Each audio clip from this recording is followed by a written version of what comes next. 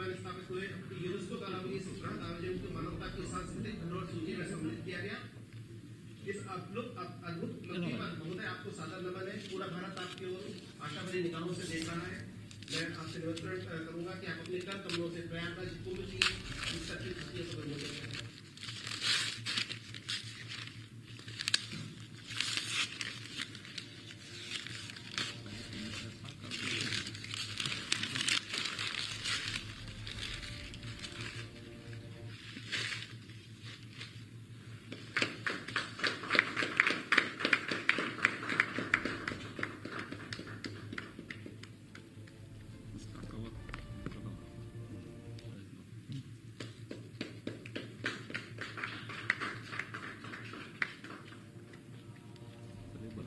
प्रकाश सिंह, अभिनंदन आपका, आपकी पूरी टीम का।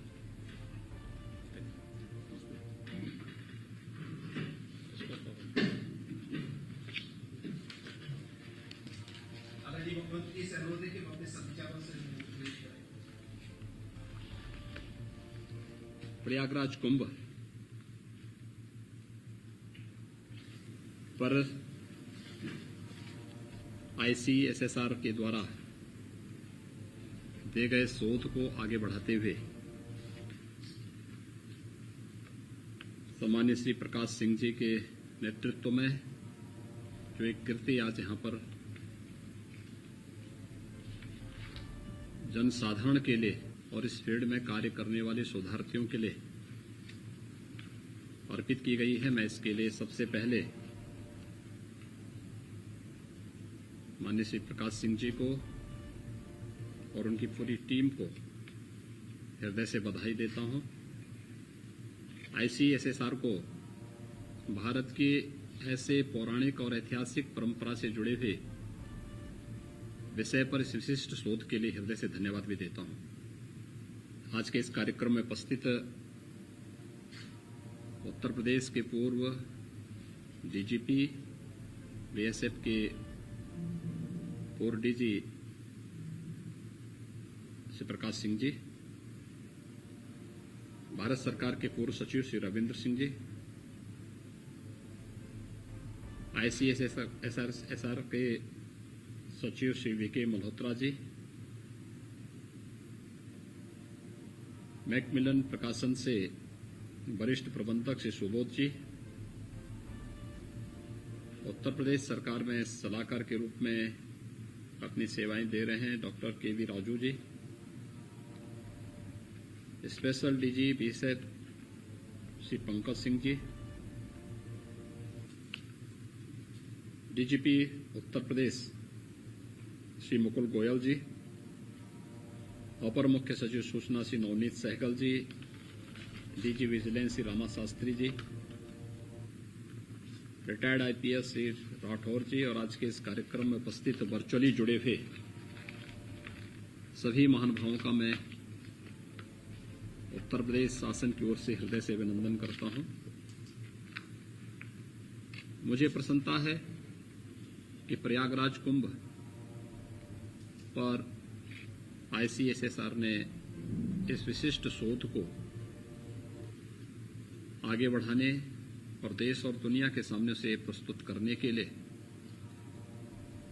एक ऐसे व्यक्ति का चयन किया जिसका पूरा जीवन और पूरा कैरियर न केवल अपने स्वयं की सर्विस के लिए बल्कि समाज से जुड़ी हुई उन समस्याओं के समाधान के लिए समर्पित रहा है और जिसकी अपनी एक पहचान है। उत्तर प्रदेश के DGP के रूप में, BSF के DG के रूप में और देश के अंदर जब पुलिस सुधार की बात आती है तो जो एक नाम सबकी जबान पर होता है वह श्री प्रकाश सिंह जी का होता है और उन्होंने इस शोध को आगे बढ़ाया। उत्तर प्रदेश के निवासी भी हैं, उत्तर प्रदेश में लंबे समय तक उन्होंने कार्य किया है, तो स्वाभाविक रूप से उत्तर प्रदेश की सामाजिक, आर्थिक, आध्यात्मिक और पौराणिक और ऐतिहासिक परंपराओं की उन्हें अच्छी जानकारी है और इससे उपयुक्त व्यक्ति दूसरा नहीं हो सकता था। इसके लिए मैं ICSSR के पूर्व अध्यक्ष और वर्तमान के सभी पदाधिकारियों को हृदय से धन्यवाद देता हूं। मैं बधाई देता हूं सम्मानित श्री प्रकाश सिंह जी को और उनकी पूरी टीम को, जिन्होंने इस कार्यक्रम को व्यवस्थित तरीके से आगे बढ़ाया है। ये मेरा सौभाग्य है कि प्रयागराज कुंभ को आयोजित करने का मुझे अवसर प्राप्त हुआ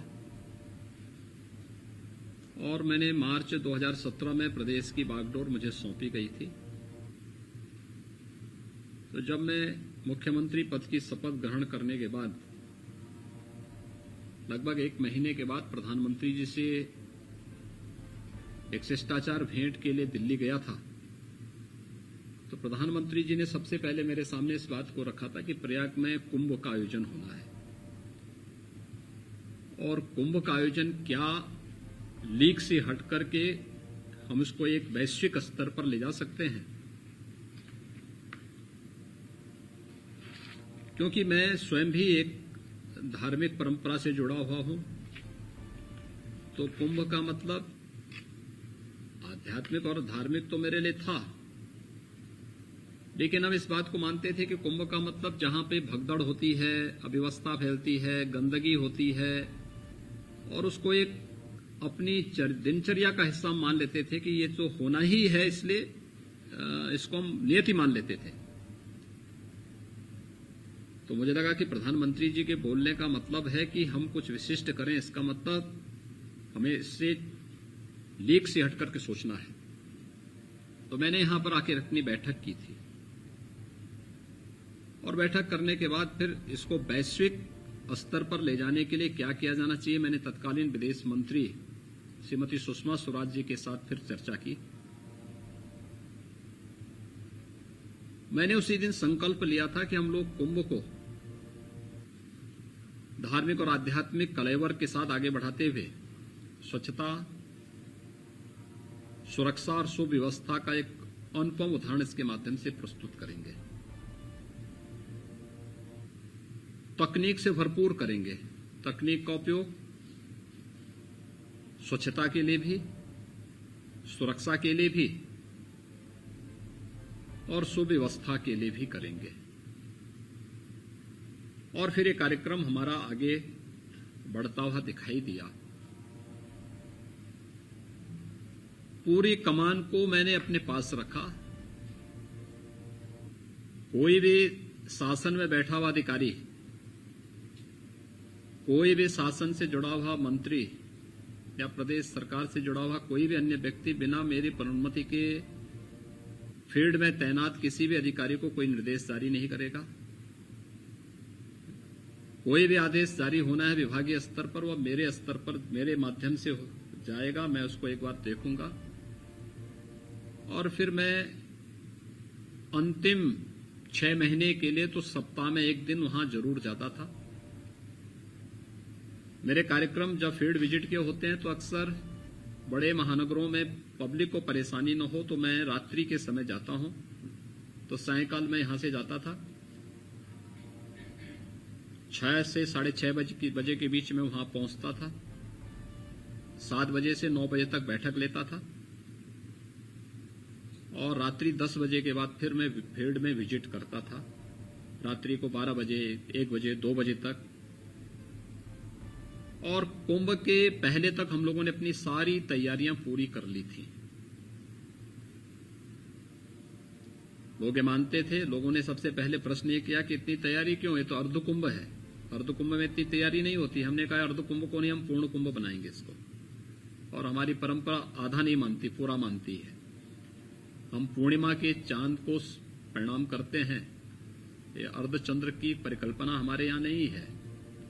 तो मैंने कहा हम इसको पूरा मानेंगे और ये हमारे लिए पूर्ण कुंभ होगा।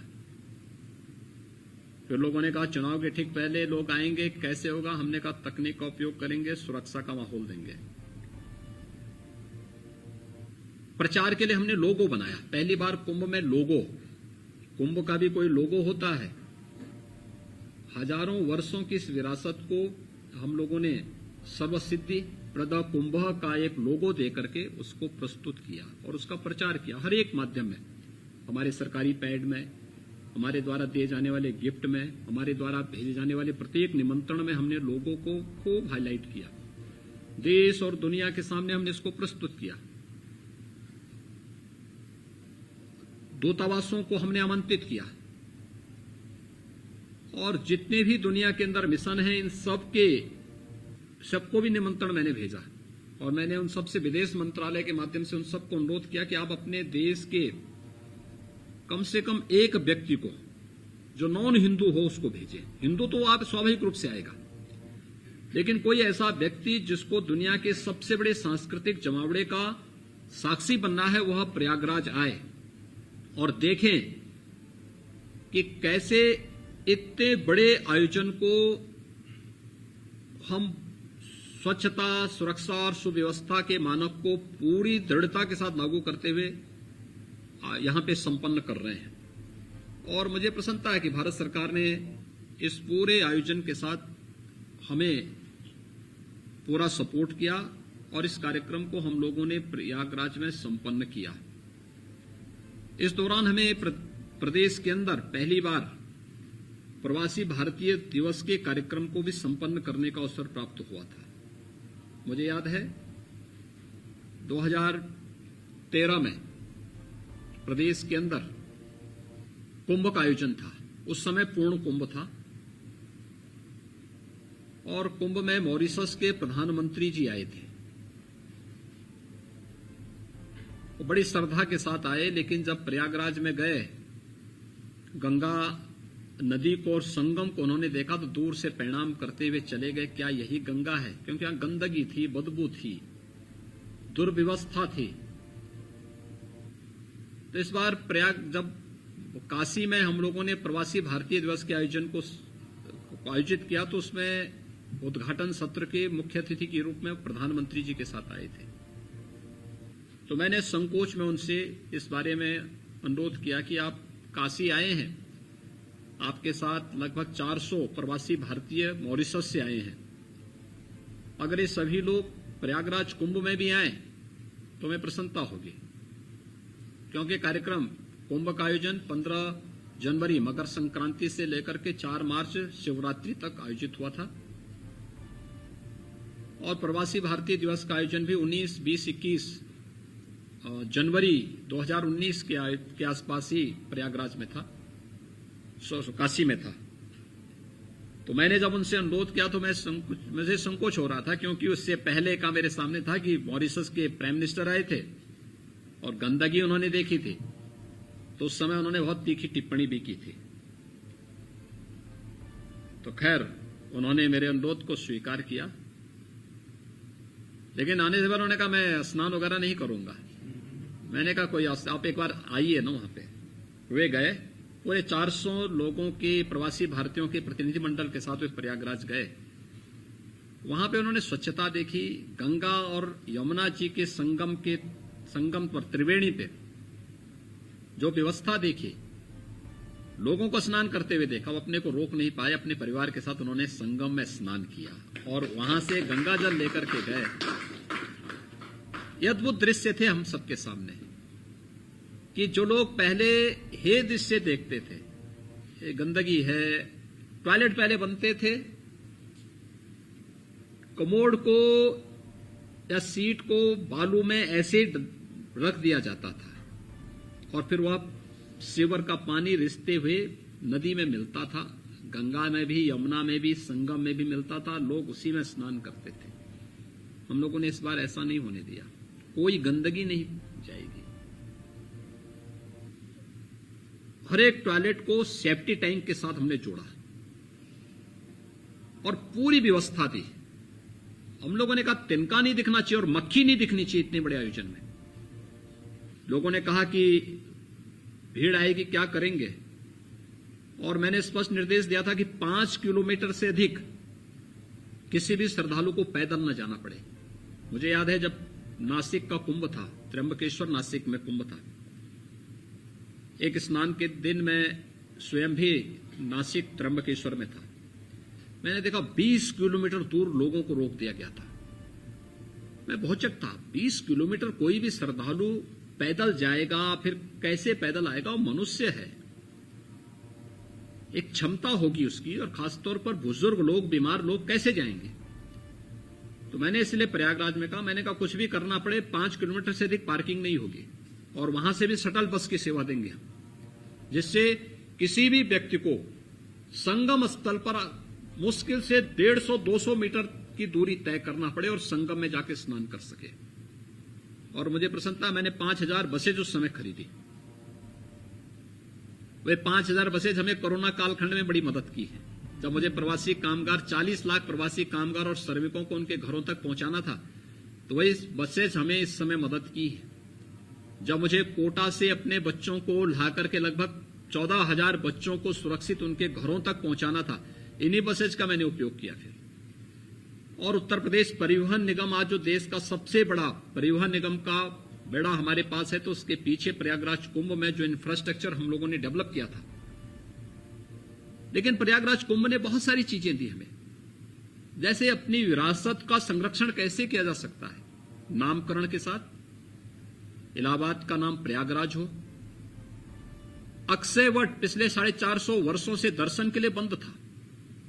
सरस्वती को कोई दर्शन नहीं कर सकता था। हम कहते हैं त्रिवेणी, गंगा यमुना सबको दिखाई देती है, लेकिन सरस्वती कहां है?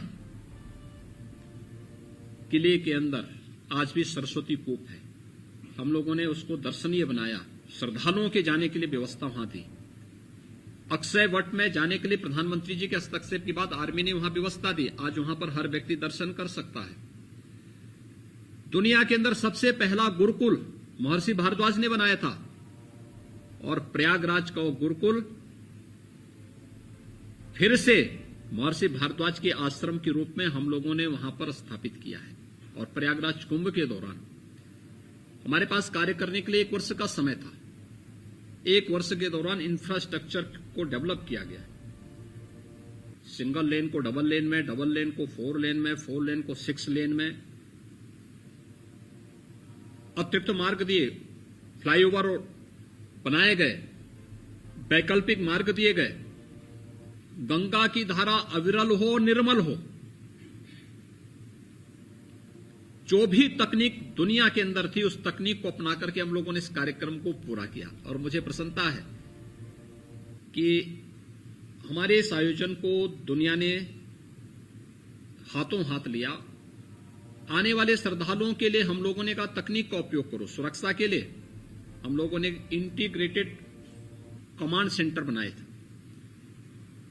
पूरे कुंभ परिक्षेत्र को, पूरे प्रयागराज नगर को और आसपास के क्षेत्रों को हम लोगों ने सीसीटीवी कैमरे के साथ साथ आर्टिफिशियल इंटेलिजेंस का बेहतर उपयोग करते हुए हम लोगों ने कहा सॉफ्टवेयर डेवलप करिए।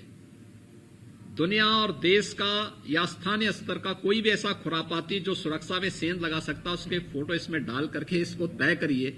अगर कहीं इस फील्ड में कहीं दिखाई दे तो आपको पूरी फ्रीडम होगी, आप जो भी निर्णय लेना चाहें उसके बारे में निर्णय ले सकते हैं। और मुझे प्रसन्नता है कि यह हमारी एजेंसियों ने बेहतर उसका उपयोग किया और हमें सफलता प्राप्त हुई। मैंने कहा एक एक श्रद्धालु का डिजिटल मैपिंग करिए, कितने लोग आ रहे हैं, क्योंकि संभव नहीं, आप गिन नहीं सकते भाई, गिनती की एक सीमा होती है, आपके पास तय होना चाहिए। और ये हमारे लिए बहुत अच्छा बना कि 24 करोड़ से अधिक श्रद्धालु अलग अलग समय में, जैसे कि अभी सम्मान्य श्री प्रकाश सिंह जी कह रहे थे कि कैसे वहां पर मौनी अमावस्या के दिन 5 करोड़ से अधिक श्रद्धालु आए थे। मुझे याद है जब रात्रि से भीड़ होने लग गई तो मैं टेलीफोन पे स्वयं बैठ गया और मैं जिस अधिकारी को फोन करता था कि भाई कहां हैं आप, वो कहता था साहब मैं फलानी लोकेशन पर हूं, फलानी लोकेशन पर हूं, फलानी लोकेशन पर हूं। भीड़ चल रही थी और एक दिन का नहीं हिला। 5 करोड़ श्रद्धालुओं ने वहां पे स्नान किया, सकुशल घरों के लिए स्नान किए। अपने आप में एक अद्भुत, यानी जिसको भव्य और दिव्य कुंभ कहा जा सकता था, वो भव्य और दिव्य कुंभ का एक आयोजन प्रयागराज में 2019 में देखने को मिला था। हमारी इस पौराणिक और ऐतिहासिक परंपरा के बारे में दुनिया बहुत कुछ नकारात्मक रूप से लिखने का प्रयास करती है और खासतौर पर मेरे सामने चैलेंज था, क्योंकि हम कोई अच्छा काम करेंगे तो दुनिया के अंदर बहुत सारे ऐसे लोग हैं जिनको हमारी अच्छाई पसंद नहीं, वो उसमें कुछ न कुछ नेगेटिव टिप्पणी जरूर करेंगे। मैं प्रयागराज कुंभ के पहले देख रहा था, बहुत सारे ऐसे आर्टिकल थे जिसमें कहा जाता था कुंभ ये महिलाओं के साथ भेदभाव करता है। बहुत सारे ऐसे आर्टिकल लिखे गए थे जिसमें लिखा गया था कि साहब यहां सामाजिक भेदभाव होता है। मैं देख के भौचक था इस बात को लेकर के कि हमारे बारे में इस प्रकार की बातें लिखी जा रही हैं। भाई यहां तो स्नान हर व्यक्ति कर रहा है, उसकी न जाति न मत न मजहब कुछ भी नहीं पूछा जाता है। अगर वो कोई भी व्यक्ति है श्रद्धा से आया है, जाके संगम में डुबकी लगा ले। कौन पूछ रहा है उसको जाति, कौन उसकी जाति पूछ रहा है, कौन उसका मत पूछ रहा है, कौन उसका मजहब पूछ रहा है? कोई भेद नहीं है, किसी के साथ भेद नहीं है। लेकिन प्रयागराज कुंभ ने इन सभी प्रकार की भ्रांतियों को दूर किया, इस प्रकार के दुष्प्रचार को दूर करने का प्रयास दूर किया और वैश्विक स्तर पर कुंभ के इस आयोजन को दुनिया की एक अद्भुत घटना के रूप में भी प्रस्तुत किया कि दुनिया का सबसे बड़ा आध्यात्मिक और सांस्कृतिक आयोजन अपने आप में हो सकता है। इसके आर्थिक पहलू को लेकर के भी हम लोगों ने वहां पर अपनी एक टीम लगाई थी और उस टीम ने काम भी किया। मैंने बाद में वहां के व्यापारिक संगठनों से, संस्थाओं से भी संपर्क किया, बातचीत किया। मैंने कहा भी बताओ मुझे कि क्या प्रयागराज कुंभ से वहां के लोगों की आर्थिक स्थिति पर कोई असर पड़ा? आप कल्पना नहीं कर सकते, यानी जिन बातों को लेकर के हम सामान्य उसको मान लेते हैं, कितनी बड़ी संख्या में लोगों ने उसका, यानी मुझे लगता है कि प्रयागराज का हर व्यापारी कई वर्षों के बाद इस प्रकार के आयोजन को देखा होगा और देखने के साथ ही उनको इस बात का एहसास भी हुआ है कि आर्थिक उन्नयन में भी इस प्रकार के आयोजनों को, या नाविकों से मैं पूछता था, मैंने नाविकों से, पंडों से, सबसे कह रखा था कि भाई देखो आप किसी से वसूली नहीं करेंगे, जबरन पैसा नहीं मांगेंगे, जबरन उसके हाथ में रक्षा सूत्र नहीं बांधेंगे, और अगर कहीं मुझे जानकारी मिलेगी तो मुझे बहुत सख्त कार्रवाई करनी पड़ेगी। मैंने व्यक्तिगत संवाद सबसे बनाया था। ऐसा नहीं, मैं जब जाता था तो अलग अलग तब लोगों से मिलता था, नाविकों के साथ मिलता था, पंडों की बैठक अलग करता था, अलग अलग धर्माचार्यों के साथ अलग बैठता था, व्यापारिक संगठनों के साथ अलग, सामाजिक संगठनों के साथ अलग, सबके साथ अलग अलग बैठकें होती थी। तो नाविक जो मुझे कहता था साहब, अन्य कुंभ में हम लोग 6 महीने साल भर के लिए कमा पाते थे, लेकिन इस कुंभ में हम लोगों को पिछले कई कुंभ की तुलना में अगले 5-7 वर्षों की पूरी कमाई हम कर लिए हैं। और ये परिणाम तब आया क्योंकि हम मांगते किसी से नहीं थे, हमें उस पार से इस पार लाना होता था, या लोगों को थोड़ा बहुत संगम में जाने के लिए या कहीं भी अगर जाने के लिए वे लोग कहते थे, हम लोग उनको लेके जाते थे। जब हमसे पूछते थे कितना किराया हुआ, तो हमारा किराया तय था, प्रशासन ने पहले किराया तय कर दिया था, इस किराए के अनुसार सूची रहती थी, तो वह उससे कई ज्यादा पैसा हमें दे करके जाता था कि नहीं आप बहुत अच्छा काम कर रहे हैं, हम आपको इनाम दे रहे हैं। तो ये चीजें हमें देखने को मिली। ऐसे ही अन्य हर स्तर पर हमें देखने को मिला था, सफाई कर्मी से लेकर के हर एक व्यक्ति। और अद्भुत घटना तो तब थी जब एक सफाई कर्मी के पांव प्रक्षालन का काम प्रधानमंत्री जी ने स्वयं किया। यह अद्भुत घटना थी अपने आप में। तो ये चीजें हमें इस बात को दिखाती हैं कि जो हमारे पर्व और त्योहारों को लांछित और अपमानित करने का प्रयास होता है, भारतीय संस्कृति के बारे में जो दुष्प्रचार किया जाता है, इसके नाम पर भारत के बारे में दुनिया के अंदर तमाम प्रकार की भ्रांत धारणाएं बनाई जाती हैं। इस प्रकार के आयोजन भारत की छवि को और अपनी परंपरा और अपनी विरासत को आगे बढ़ाने का एक अवसर हमें प्रदान करते हैं। मुझे बहुत प्रसन्नता है कि ICSSR ने इस पहल को आगे बढ़ाया और सम्मानीय श्री प्रकाश सिंह जी के नेतृत्व में आज यहाँ पर प्रयागराज कुंभ पर इस पुस्तक को जीवन के प्रत्येक पक्ष को छूते हुए प्रस्तुत किया गया है। यह देश और दुनिया के उन सभी शोधार्थियों के लिए या जिज्ञासुओं के लिए यह एक मील का पत्थर साबित होगी। उस फील्ड में काम करने वाले लोगों के लिए एक नई दिशा देने का कार्य करेगी। मैं इस कृति के लिए प्रकाश सिंह जी का अभिनंदन करता हूं। ICSSR को हृदय से धन्यवाद देता हूं और विश्वास व्यक्त करता हूं कि प्रयागराज कुंभ पर लिखी गई ये पुस्तक दुनिया के अंदर वैश्विक मंच पर 19 से पहले जो भ्रांत धारणाएं प्रस्तुत की गई हैं उन सबको दूर करने में सफल होगी। आप सबको एक बार फिर से हृदय से बधाई और शुभकामनाएं। धन्यवाद मुख्यमंत्री जी, आपके कुशल निर्देशन में